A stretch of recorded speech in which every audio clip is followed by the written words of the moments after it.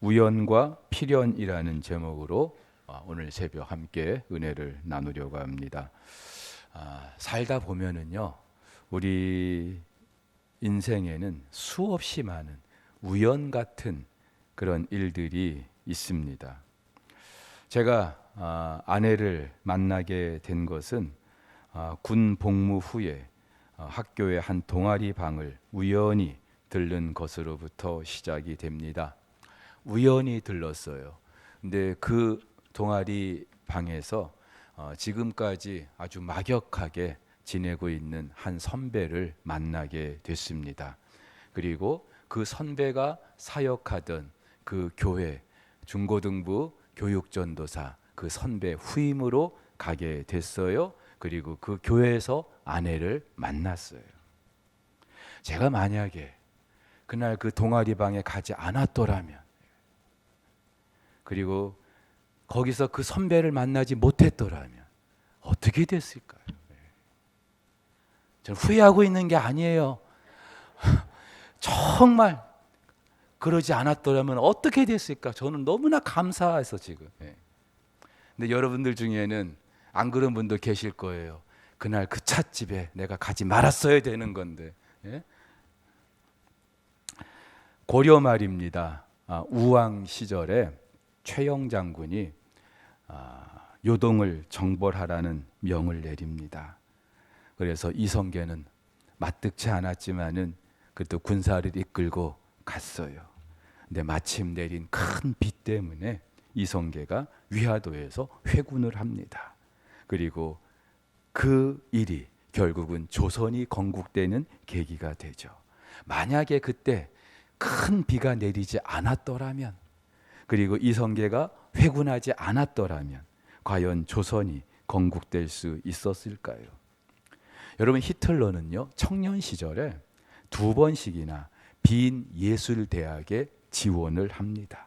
그런데 2번 다 낙방을 했어요. 만약에 히틀러가 그 빈 예술대학에 낙방하지 않고 합격했더라면, 미술가의 길을 걸어갈 수 있었더라면 과연 독일의 운명이 어떻게 됐을까요? 그 많은 유대인들이 학살되는 일이 있었을까요? 모르드게 앞에서 죽으면 죽으리이다, 그렇게 결연한 고백을 했던 에스더, 금식하고 왕 앞에 나아가죠. 알고 계신 것처럼 이전 왕후 와스디의 일 때문에 왕이 부르지도 않았는데 먼저 왕 앞에 나아가면 죽는 거예요. 그런데 와스디는 왕이 불렀는데도 거절했어요. 근데 에스더는 왕이 부르지도 않는데 왕 앞에 나아갑니다. 그야말로 죽음을 무릅쓰고 나간 거예요. 그런데 이후의 상황이 전혀 뜻밖의 전개되고 있습니다. 죽기를 무릅쓰고 왕 앞에 나갔던 에스더, 뜻밖의 왕의 호의를 입게 되죠. 심지어 나라의 절반이라도 주겠다는 왕의 약속을 받아냅니다. 자, 그런데도 에스더는 서두르지 않아요. 오히려 왕을 위해 잔치를 베풉니다. 그리고 하만, 그 한 사람만 초청하게 합니다. 뜬금없이 잔치를 베푼 것도 그렇고, 그 잔치에 하만만 초청한 것도 그렇고, 왕은 좀 의아했을 거예요. 하지만 둘째 날 한 번 더 잔치에 초대할 분, 목숨을 걸고 왕 앞에 나왔는데 그 이유를 말하지 않는 거예요. 왕도 굉장히 궁금했겠죠. 도대체 이 여자가 왜 나에게 죽기를 무릅쓰고 나왔을까? 무슨 꿍꿍이가 있을 것 같은데, 근데 잔치만 베풀고 얘기를 안 하는 거예요. 네 소원이 무엇이냐? 나라의 절반이라도 주겠다고 하는데도, 왕이요, 내일 한번 잔치를 베풀 테니까 내일 또 오십시오, 그럴 뿐이에요. 근데 그날 밤입니다. 그날따라 왕이 잠이 오지 않는 거예요. 그래서 사람을 시켜서 역대 일기를 가져다가 읽게 합니다. 아마도 나라와 왕궁에서 있었던 일들을 기록한 그런 실록이에요. 근데 그때 마침 지난 2장에서 언급되었던 그 아수에로 왕의 암살 미수 사건을 듣게 됩니다. 당시 왕의 내시였던 빅단과 데레스라는 이 사람들이 왕을 암살하려고 했어요. 근데 모르드게가 이 사실을 알고 고발을 해가지고 왕의 생명을 구하는 일이 있었습니다. 자, 그런데 그때 그 왕을 암살하려고 했던 그 두 내시는 나무에 달아서 죽였는데 정작 이 사실을 고발했던 모르드게에게는 아무런 상이 주어지지 않았던 거예요. 벼슬도 내리지 않았던 거예요. 여러분, 이것은 그 왕의 자존심에 엄청난 상처를 주는 일이기도 합니다. 자기 생명을 살려준 일인데, 그 사람인데 아무런 보상을 해주지 않은 거예요. 그러자 이 사실을 알게 된 왕은요, 급하게 사람을 찾습니다. 그 모르드게에게 상을 주기 위해서. 근데 때마침 하만이 왕궁 뜰에 와 있었어요. 여러분, 참 재밌지 않습니까? 왕은요, 모르드게를 상 주기 위해서 잠을 이루지 못했어요. 근데 하만은 모르드게를 죽일 생각에, 지금 이른 새벽이거든요. 모르드게를 죽일 생각에 잠을 이루지 못하고 그 새벽에 왕궁에 온 거예요.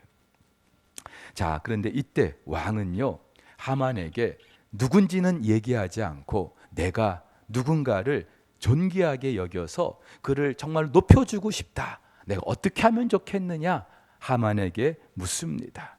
여러분, 만약에 이때 왕이 내가 모르드게를 높여주고 싶다. 어떻게 하면 좋겠느냐? 모르드게의 이름을 밝혔더라면 어떻게 됐을까요?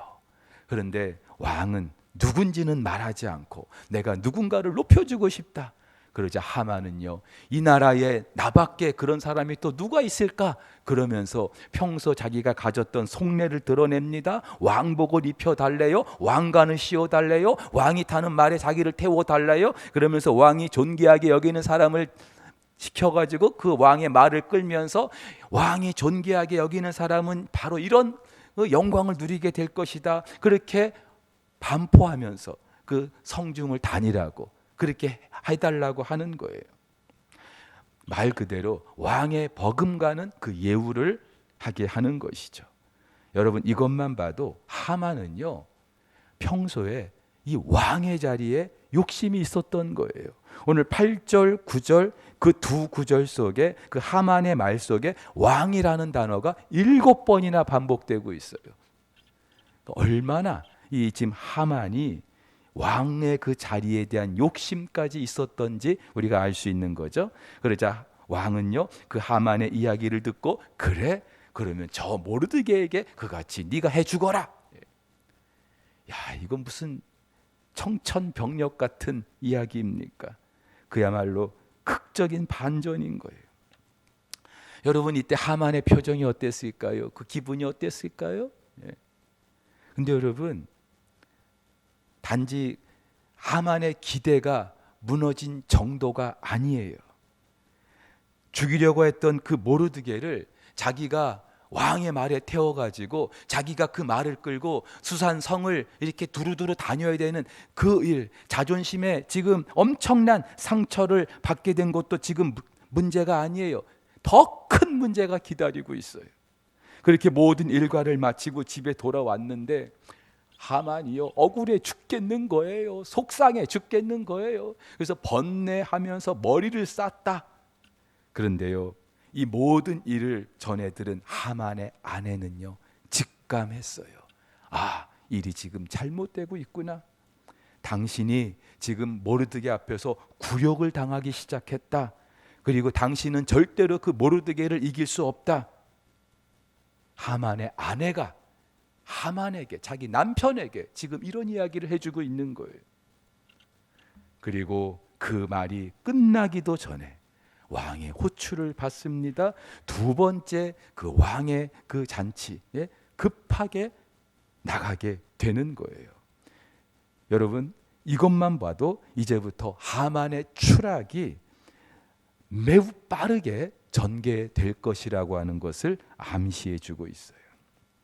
자, 그렇다면 여기서 우리는 몇 가지 질문을 좀 해야 합니다. 여러분, 그날 밤 왜 아하수에로 왕은 잠을 이루지 못했던 걸까요? 갱년기였을까요? 물론 학자들에 따르면은 그리스와 전쟁을 하고 나서 몇 차례 패했잖아요. 그러다 보니까 왕의 리더십이 이제 완전히 곤두박질하게 되고 왕을 암살하려는 그런 시도들이 빈번했다고 합니다. 그러니까 나를 죽이려고 하는 사람들이 도처에 깔려 있는데 잠이 오겠어요?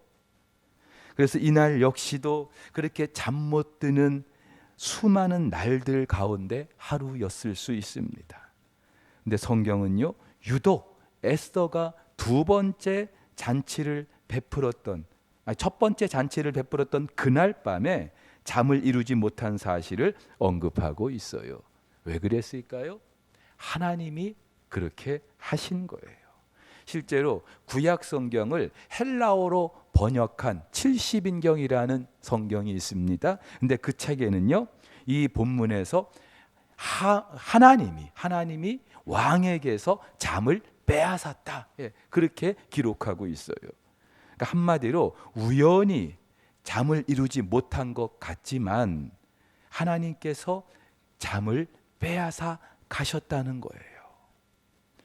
자, 그렇다면 왜 하나님은 이 왕이 잠을 이루지 못하게 했을까요? 그렇죠? 잠을 이루지 못하는 그날 밤에 역대 일기, 그것을 읽게 하시기 위함이었어요. 자, 그렇다면 왜 하필 그때 읽었던 그 책이 모르드게에 관한 일이었을까요? 여러분, 지금 그 왕의 암살 미수 사건이 있은 지 5년이 지난 일입니다. 그 대페르시아 제국의 그 역사책들이 얼마나 많았겠어요. 그 나라의 역사를, 그 왕궁의 역사를 다룬 그 책들이 얼마나 많았겠어요. 근데 왜 하필이면 그 중에 모르드게에 관한 그 일을 읽게 됐냐 이 말이죠. 그리고요, 또 하나 궁금한 게 있어요. 왜 하필 그 시각에 하만은 왕궁 뜰에 와 있었던 거냐 이 말이죠. 여러분, 이 모든 것은 하나님이 하신 일이에요. 왜요?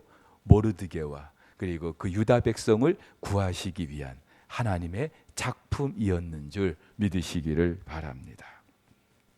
여러분, 먼저 우리가 여기서 하나 생각하고 지날 게 있어요. 모르드게요, 5년 전에 그 왕의 암살 미수 사건, 자기가 그 일을 고해서 왕이 살게 됐잖아요. 근데 그때 이 모르드게에게 아무런 상이나 벼슬도 내리지 않았어요. 모르드게 마음이 어땠을까요? 좀 서운했을 거예요. 속상했을 거예요. 아니, 내가 자기 생명을 구해줬는데 나에게 아무런 상도 주지 않나? 그렇게 생각했을 수 있는 거예요. 여러분, 우리도 마찬가지예요. 지금 내가 했던 그 어떤 일에 대해서 우리는 어떤 보상을 기대합니다.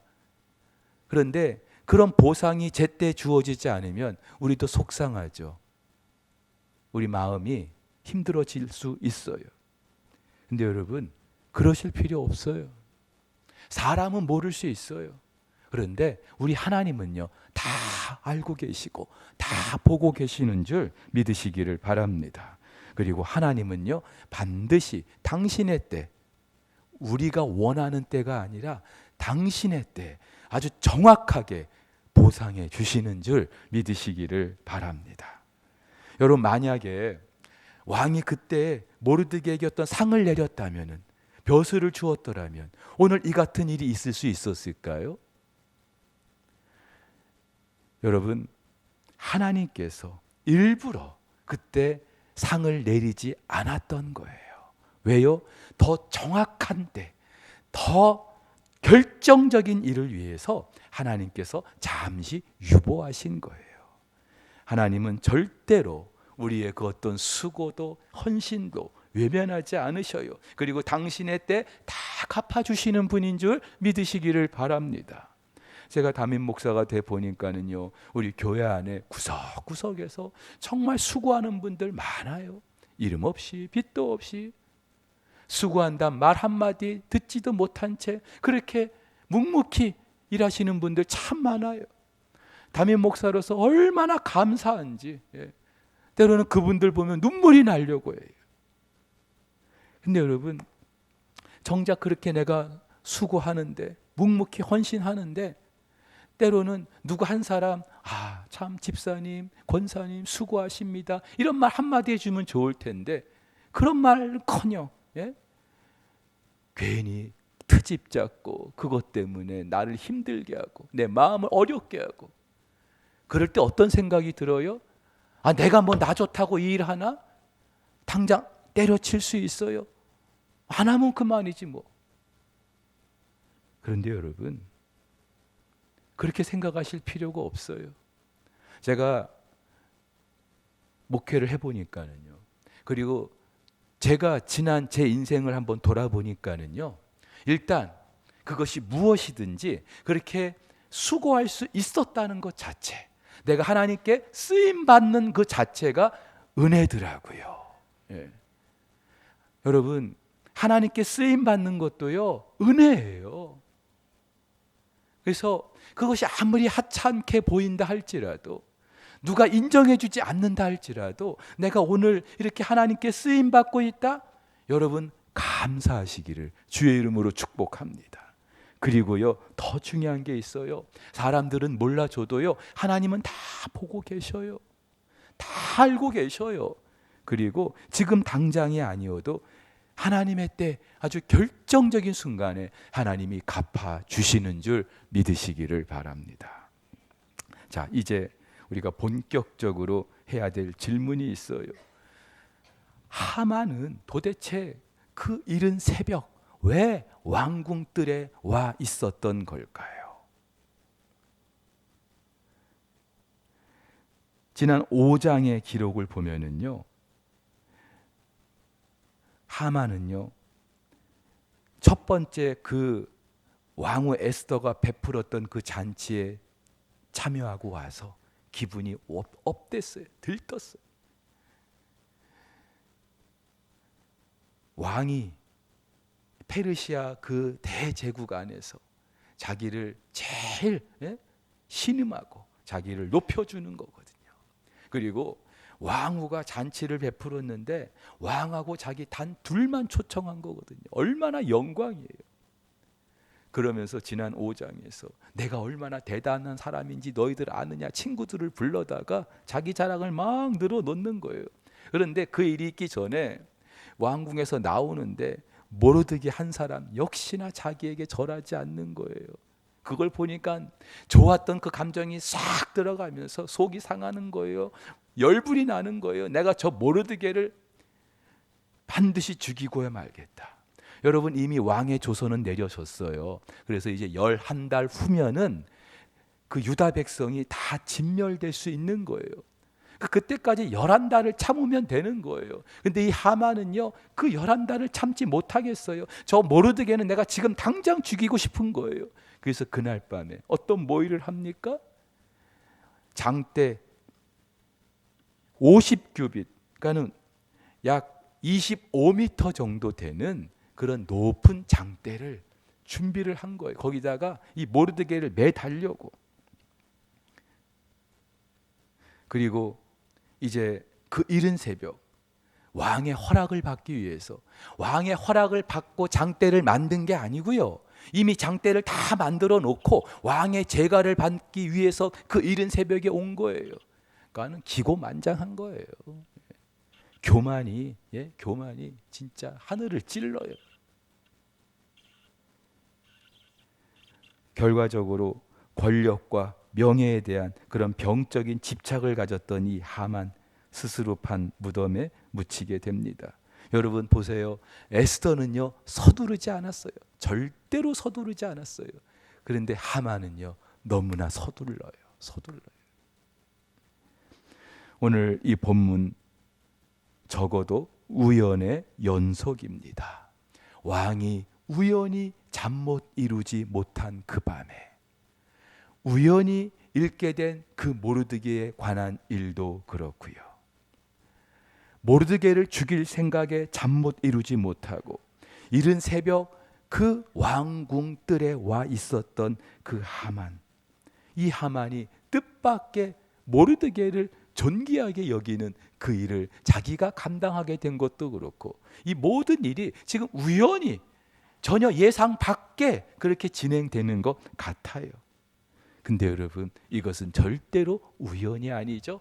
역사를 주관하시는 하나님의 필연 가운데 된 일인 줄 믿습니다. 여러분, 룻이 그랬잖아요. 시어머니 나오미를 따라서 베들레헴에 왔던 그 룻, 막상 베들레헴에 오긴 했는데 먹을 게 있어야죠.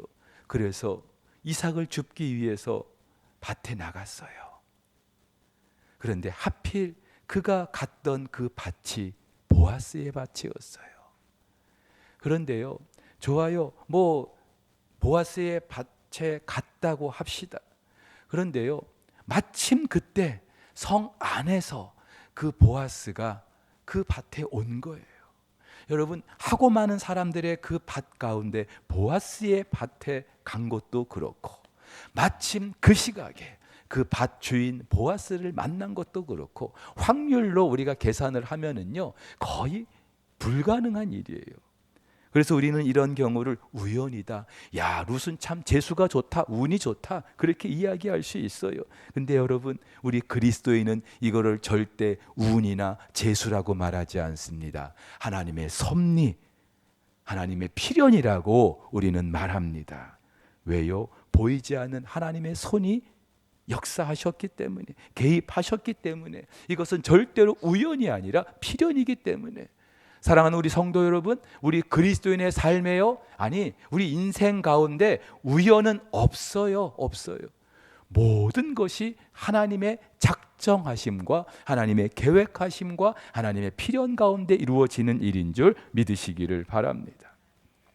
그래서 어떤 분은 그렇게 말해요. 우연은 익명으로 일하는 하나님의 방법. 하나님이 당신의 이름을 드러내지 않고 익명으로 일하시는 그 하나님의 방법이 바로 우연이다. 왜요? 모든 것이 역사의 주인이신 하나님의 각본대로 되기 때문에. 무엇보다 여러분, 하만이 모르드게에 대한 그 개인적인 감정 때문에 하나님 당신의 백성 전체를 지금 죽이려고 하고 있잖아요. 하나님이 가만 보고 계시겠어요? 하나님이 살아계신데, 당신이 그 백성을 택하셨는데, 지금 이방 땅에 포로로 끌려와 있던 그 당신의 백성들이 이렇게 무참하게 죽게 내버려 두시겠냐, 이 말이에요. 그래서 에스더가 죽음을 각오하고 일을 시작하니까 하나님이 기다리셨다는 듯이 자기 백성의 구원을 위해서 일하시는 거예요. 결정적인 순간 하나님이 일하기 시작하는 것이죠. 보이지 않는 그 힘의 반격이 시작된 거예요. 여러분, 그래서 저와 여러분들 기도를 멈추지 않아야 될 이유가 바로 여기 있어요. 하나님은요, 지금도 일하고 계셔요. 그런데 무엇을 통해서요? 우리의 기도를 통해서 일하시는 분인 줄 믿으시기를 바랍니다. 그래서 기도의 자리에서 하나님은 반드시 역전을 경험하게 하시는 줄 믿습니다. 자, 그렇다면 우리 어떻게 살아야 되겠어요? 보이는 것이, 들리는 것이 다 하나님 계시지 않은 것 같아요? 하나님이 안 계신 것 같아요? 그저 모든 일들이 우연히 다 진행된 것 같아요? 이런 세상 속에서 우리 어떻게 살아야 될까요? 자, 나이덕 시인의 귀뚜라미라는 시가 있습니다. 이렇게 시작돼요. 높은 가지를 흔드는 매미 소리에 묻혀 내 울음 아직은 노래 아니다. 차가운 바닥 위에 토하는 울음, 풀잎 없고 이슬 한 방울 내리지 않는 지하도 콘크리트 벽 좁은 틈에서 숨 막힐 듯 그러나 나 여기 살아 있다. 귀뚜루루 뚜루루 보내는 타전 소리가 누구의 마음을 하나 울릴 수 있을까? 지금은 매미떼가 하늘을 찌르는 시절, 그 소리 거치고 맑은 가을이 어린 풀숲 위에 내려와 뒤척이기도 하고 계단을 타고 이 땅 밑까지 내려오는 날 발길에 눌려 우는 내 울음도 누군가의 가슴에 실려가는 노래일 수 있을까? 여러분, 이제 늦여름 높은 나뭇가지에서 가지가 흔들릴 정도로 매미가 울어댑니다. 예? 맴맴맴 하면서, 여러분 그 소리 알잖아요. 엄청 시끄럽죠. 예. 소음도 그런 소음이 없어요. 자, 그런데 그렇게 매미가 한창 울어대는데요, 저도요 가끔 새벽에 이렇게 늦여름 새벽에 나오다 보면은요 어디선가 귀뚜라미 소리가 들려요. 그런데 그 엄청난 매미 소리 때문에 한낮에는요 그 귀뚜라미가 울어도 그 소리가 들리질 않는 거예요. 귀뚜라미가 있는지 없는지도 모르는 거예요. 그래서 귀뚜라미의 그 울음소리는 그 누구의 마음도 관심도 사로잡지 못하는 거예요. 하지만 그 여름도 이제 곧 지나갑니다. 매미 소리도 거치게 됩니다. 그때 귀뚜루루 뚜루루 그 귀뚜라미 소리가 누군가의 마음을 움직이는 그런 계절이 온다는 말이죠. 그 귀뚜라미 울음소리는요 하나님의 음성 같은 거예요. 아들아, 딸아, 나 여기 있다. 나 여기 있다. 하나님께서 우리에게 속삭이시는 그런 음성인 거예요. 시편 42편에서 시인은요 당신을 향하여 얼굴을 숨기시는 하나님 때문에, 그리고 그런 자기를 향하여서 네 하나님이 어디 있는데 그렇게 비웃고 조롱하는 그 사람들 때문에 낙심이 됐어요. 내가 이렇게 지금 엄청난 그런 어려움에 빠져 있는데, 괴로워하는데 하나님은 없는 것 같아요. 내 기도를 듣지 않으시는 것 같아요. 그리고 그런 내 모습을 보면서 원수들은 깔깔대면서 비웃고 조롱하고 있는 거예요. 낙심이 되죠. 주야로 눈물이 마르지 않죠. 하지만 시인은 끝내 이렇게 그 시를 마무리하면서 고백합니다. 내 영혼아, 네가 어찌하여 낙심하며 어찌하여 내 속에서 불안해하는가. 너는 하나님께 소망을 두라. 나는 그가 나타나 도우심으로 말미암아 내 하나님을 여전히 찬송하리로다. 할렐루야.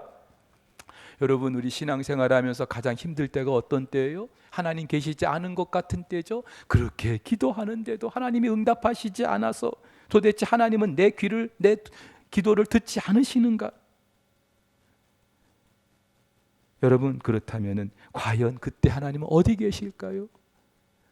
내가 그렇게 밤을 새워 부르짖는데도 내 기도를 듣지 않으시는 그 하나님, 어디 멀리 계신 것 같은 하나님 어디 계실까요? 헨리 나우엔이라는 사람은요 이렇게 말합니다.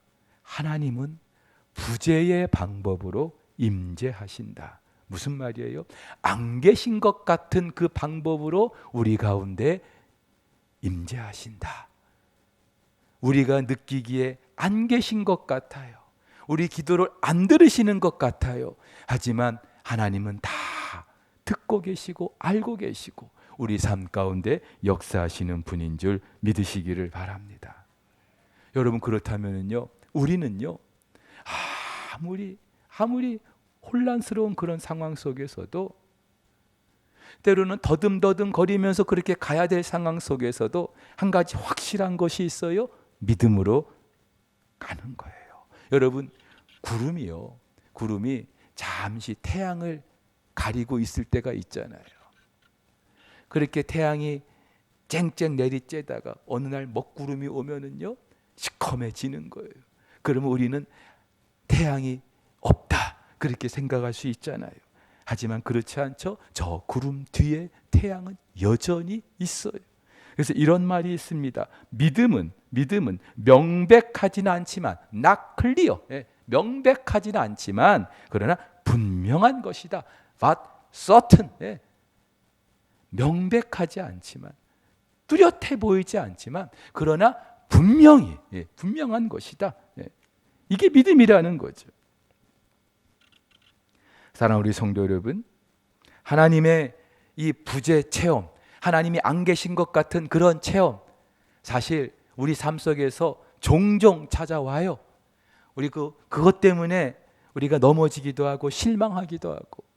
하지만 여러분, 하나님은 눈에 보이지 않고 내 손에 잡히지 않는다 할지라도 그때야말로 우리가 믿음으로 걸어가야 될 때인 줄 믿습니다. 왜냐하면요, 하나님은 반드시 계시기 때문에 내 곁에 나와 함께 계시기 때문에, 그리고 내 모든 사정을 다 알고 계시고 듣고 계시고 보고 계시기 때문에, 더 중요한 것, 하나님은 당신의 때 정확하게 우리 삶 가운데 개입하시기 때문에, 그 하나님을 신뢰함으로 올 한 해 우리가 좀 힘있게 믿음으로 그렇게 시작할 수 있기를 예수님의 이름으로 축복합니다.